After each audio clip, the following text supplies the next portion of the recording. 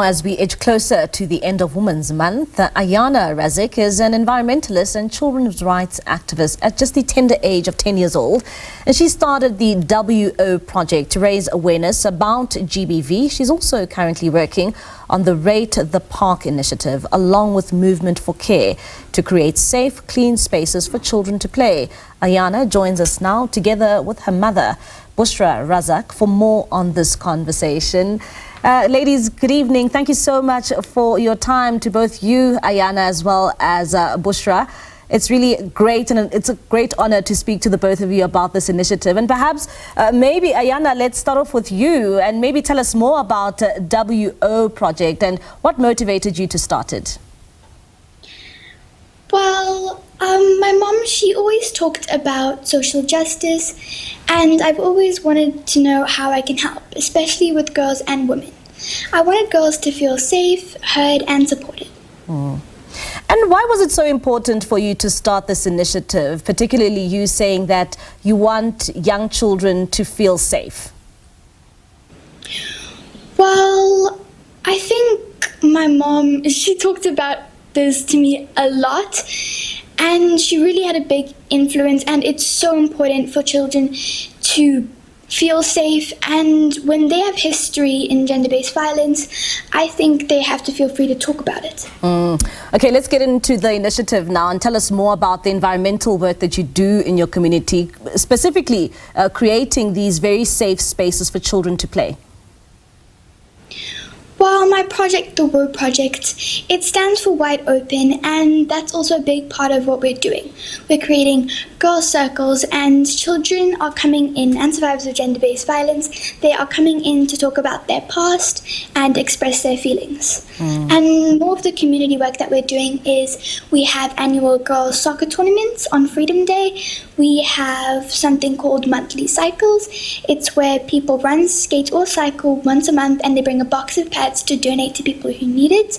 And we also have something called the WO t-shirts, and we sell them, and they actually, I'm wearing one right now. This is what it looks like.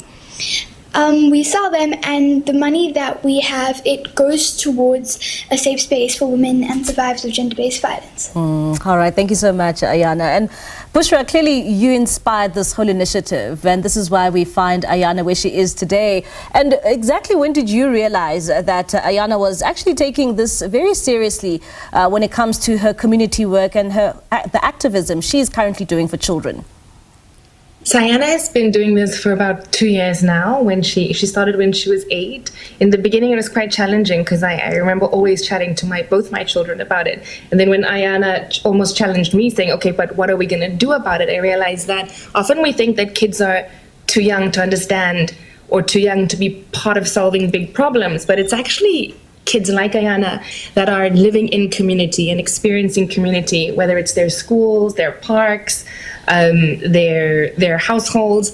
And if we aren't elevating their voices and making them aware that their voices matter, then we're not only using their voices to shape outcomes, but we're also missing an opportunity to, I guess, create responsibility. And I think it's so beautiful that from 8, Ayana and her friends are also active, because I hope that as much as we teach them that their voices matter, that this carries into their adulthood, that they recognize that their voices matter, that they have to do something, and that they use that to inform how they lead and how they build community. Yeah. And Bushra, I mean, GBV is a very heavy topic to also talk to children about.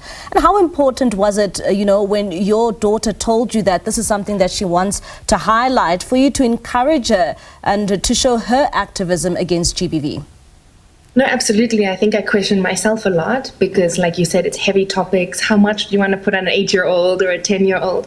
I think, though, the method I used was, if my child is young enough, or if my child is ready enough to ask questions about it, I have to figure out how it's my responsibility to engage and to think through how I respond to it. So I tried to make it as gentle as possible, but not shying away from the reality, because it's affecting kids younger and as young as Ayana. So we would try and read stories, share examples that we'd heard about, but in a way where I'd ask her how she felt about it, why she thought these things were happening, and was there ways or mechanisms for her to be able to respond to it, or her school, or the institutions in which she occupies. So it was a nice way to make it more of a conversation, almost a debate, an engagement around what are our collective responsibilities in something like.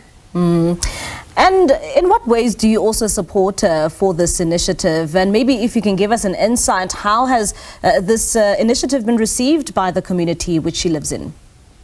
I actually don't do that much. I'm in the background just trying to, I guess, create support systems for her to lead. A lot of listening, a lot of just reminding her that she's not alone, but she has had the most incredible network. I work in Philippi at a township here in the Cape, and my community, the people I work with, the people around me have all been incredibly supportive. The art on her t-shirts, they're Black female artists that have donated them. Her young girls at school are ones that are helping her think through how to. In fact, today they were plotting how to clean parks together. So I think the community has been incredibly supportive. People have actually demonstrated and showed up as community. It hasn't been an Ayana story. It really has been a what can we do as a collective. All right. Thank you so much, ladies, and good luck, Ayana, on this very important project that you have embarked on. And that is Ayana Razack. She is the founder of WO Project, and alongside her is Bushra Razack, her mom.